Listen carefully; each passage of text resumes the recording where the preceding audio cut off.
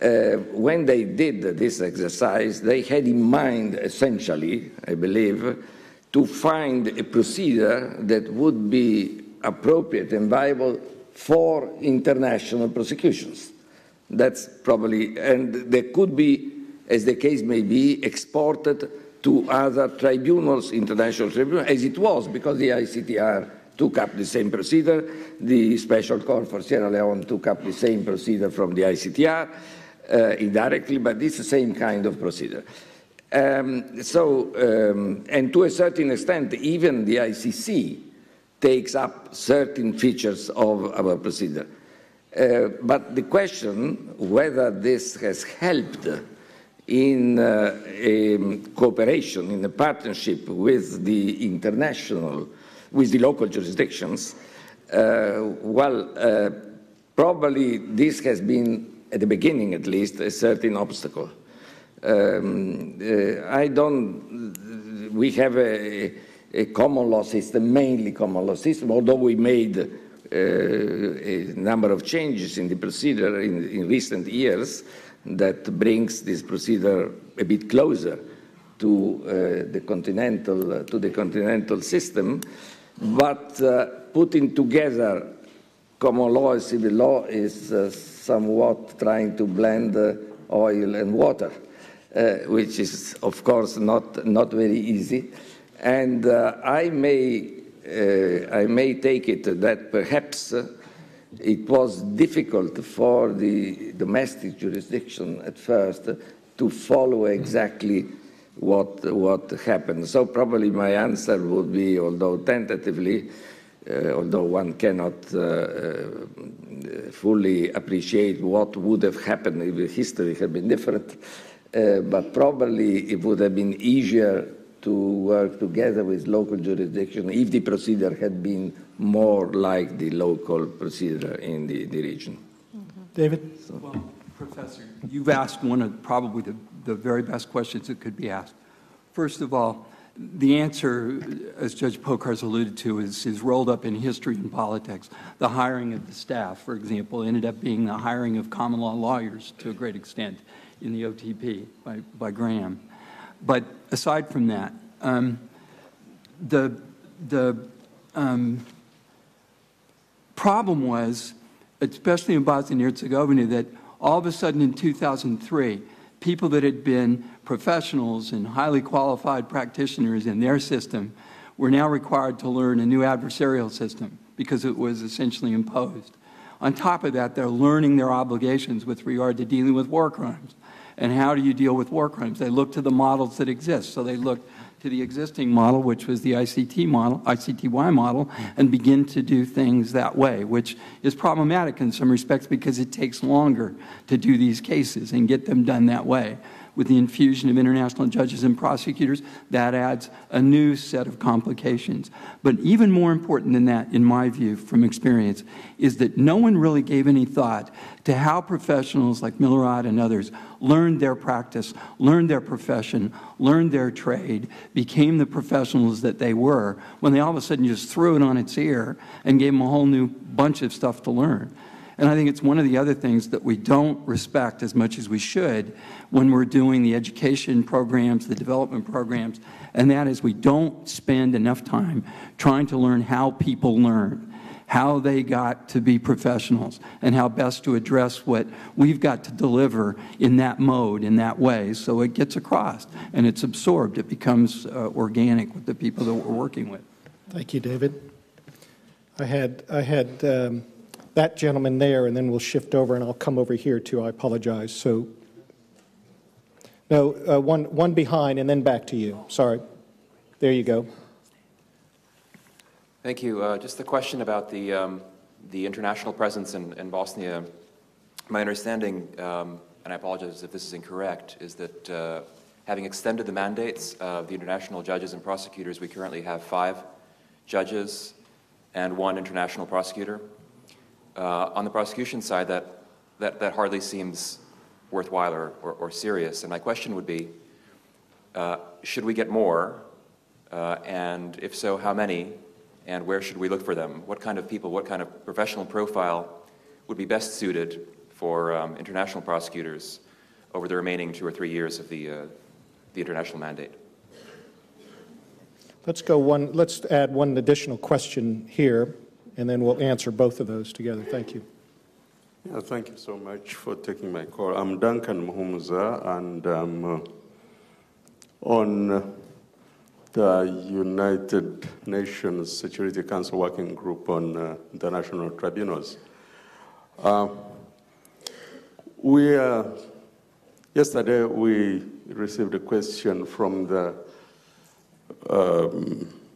public and said, when do you shut up? When, you know, I wouldn't like to use that language, but it seems to me that some quarters would like the tribunal to close its doors, and soon, of course, it would have to be, because it is ad hoc and it has a certain time frame. But when all is said and done, and we are now talking about training judges and training lawyers, that might only increase on the time that the tribunal has to be in place. And I can assure you that that's not one of the things that some quarters look at the tribunals to be. Many people would want the work to be done and concluded. But I was just wondering, we have professors, we have judges, and I'm glad the minister from Croatia has alluded to his professorial gap. Have we looked at another potential pool of people who can be trained other than the already made judges who are set in particular ways? And I have in mind law school students, where you learn and it is etched in your DNA that, you know, you are not guilty until you are proven so. You know, if you come from a certain some jurisdictions, you know that you cannot be tried for a certain offense unless it was an offense at the time you committed it and a punishment prescribed therefore.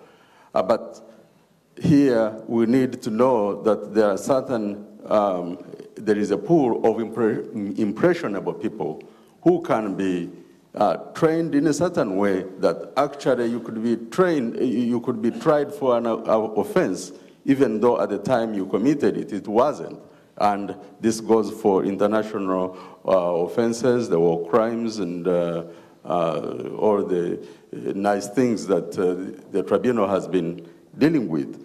So if we are talking about training the already made judges who are set in a certain way, we shall be, at least from my vantage point, get a whole long period of time before we can get them to learn new tricks, as it were. I don't want to use the old adage because it would sound not very good language, but certainly at a certain point you cannot learn new tricks.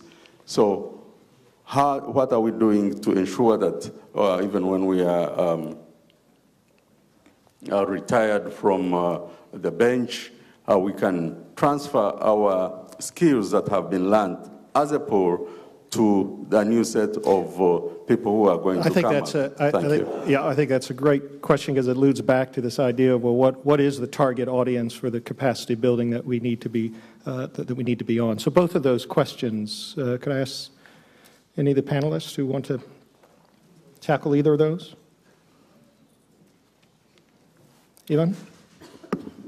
If I understood well your question and your idea, I mean, definitely on a longer run, it's worth investing those acquired knowledge into a new generation of professionals and lawyers. Maybe it's not an imminent need, so we'll focus now on the operation of the courts as they exist.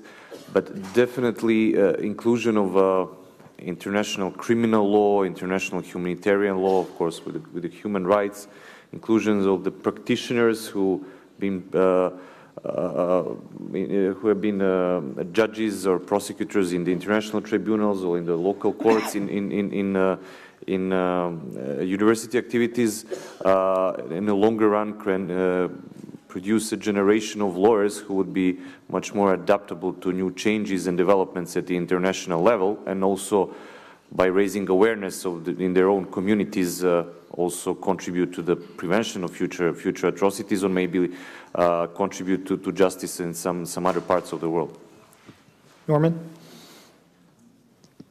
Just to address the second question again, not Mr. Prelich's, but the gentleman from the Security Council Working Group. Just as a matter of fact, the actual training of young professionals, as I've already mentioned, not to reiterate it, is taking place. And it was through the support of the EU and a program that is now a year old and is starting into its second year.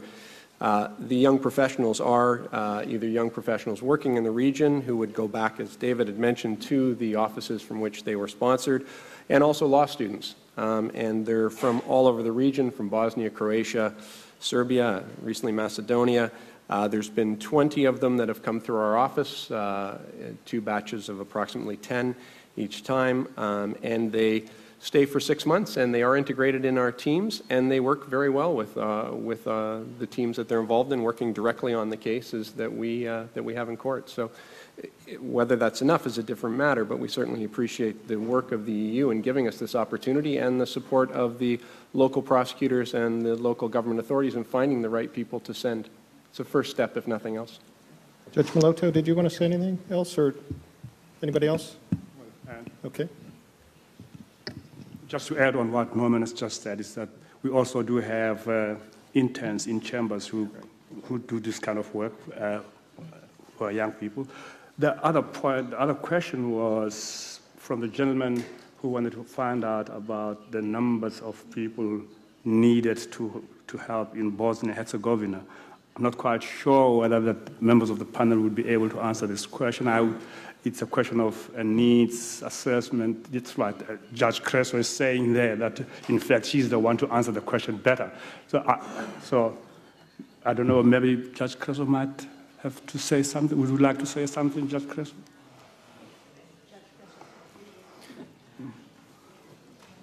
Sorry to take over from you, Mr. Ellis. I will always defer to a judge, so go ahead. Hvala lijepa kolegi.